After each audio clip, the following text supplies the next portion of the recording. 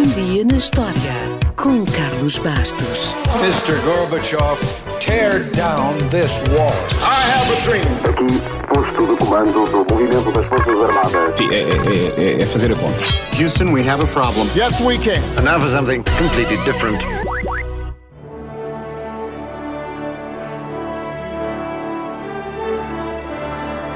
Em outubro de 1851 foi publicado um livro intitulado simplesmente A Baleia. Mas um mês depois, em Nova Iorque, já foi editado com o título que todos conhecemos, Moby Dick, A Baleia. Moby Dick é um romance do americano Herman Melville, no qual a personagem Ishmael narra a busca do obsessivo capitão Ahab, que quer matar um cachalote branco gigante que na viagem anterior lhe arrancou uma perna. A primeira coisa que deve saber é que a inspiração para Moby Dick não veio de uma baleia, veio de duas, ou melhor, dois cachalotes. Parte da história foi baseada num cachalote chamado Mocha Dick. Mocha é uma ilha no Chile onde os marinheiros se cruzaram pela primeira vez com um enorme cachalote albino. Mocha ficou conhecido por nadar calmamente ao lado dos botes baleeiros, mas assim que via um arpão, tornava-se imediatamente agressivo e tentava destruí-los. Quando foi finalmente morto, Mocha Dick tinha, pelo menos, 19 arpões cravados. Talvez para se afastar da história real, já que estava a escrever um romance, Melville resolveu substituir Mocha Dick por Moby Dick. Mas exatamente porque o fez, ninguém o sabe. A outra baleia que inspirou Melville, ou outro cachalote, foi um que afundou um navio baleeiro de Nantucket, o Essex. O Essex foi abalroado e afundado por este enorme cachalote.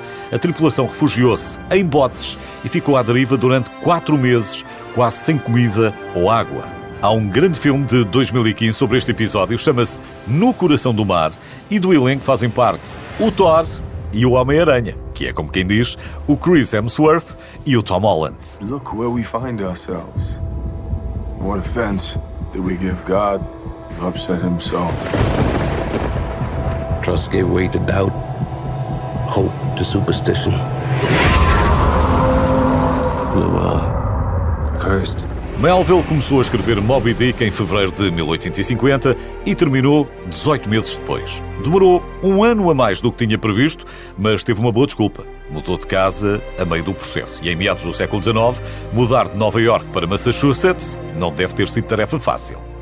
Melville baseou-se nos seus 3 anos de experiência como marinheiro, em alguns livros e nas histórias que ouviu, e isso nota-se nas descrições detalhadas e realistas da caça à baleia e da extração de óleo de baleia, bem como da vida a bordo de um navio com uma tripulação muito diversificada. Aliás, em Moby Dick surgem temas como a exploração, as classes, o estatuto social, o bem e o mal e por aí fora. A história de Moby Dick está de tal maneira enraizada na cultura popular que pode pensar que o livro foi um sucesso instantâneo. Não foi. Moby Dick recebeu críticas mistas e foi um fracasso comercial. Quando Melville morreu, já nem era publicado. A sua reputação como o maior livro marítimo jamais escrito só foi estabelecida no século XX. E a frase de abertura, Call Me Ishmael, está entre as mais famosas da literatura mundial. Call me Ishmael. Some years ago, never mind how long precisely, having little or no money in my purse, and nothing particular to interest me on shore. Apenas 3.715 cópias de Moby Dick foram vendidas durante a vida de Melville. Talvez parte do fracasso se justifique porque Melville começou a carreira como escritor de contos de aventuras exóticas na mesma linha de Robinson Crusoe e o público não estava à espera de histórias mais sombrias e complexas. A verdade é que a sua carreira sofreu um revés e ele foi obrigado a regressar a Nova Iorque, onde trabalhou como inspetor da alfândega.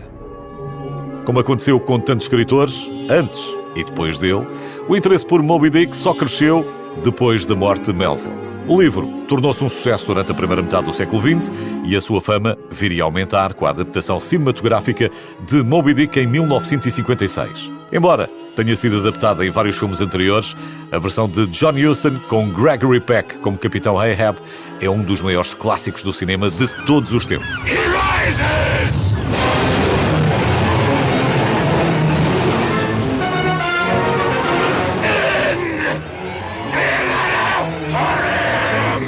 Para terminar, fico só a saber que o Starbucks estava para se chamar Pequod, em homenagem ao navio do capitão Ahab. Porém, um cofundador não gostou muito do nome, mas gostou da ideia.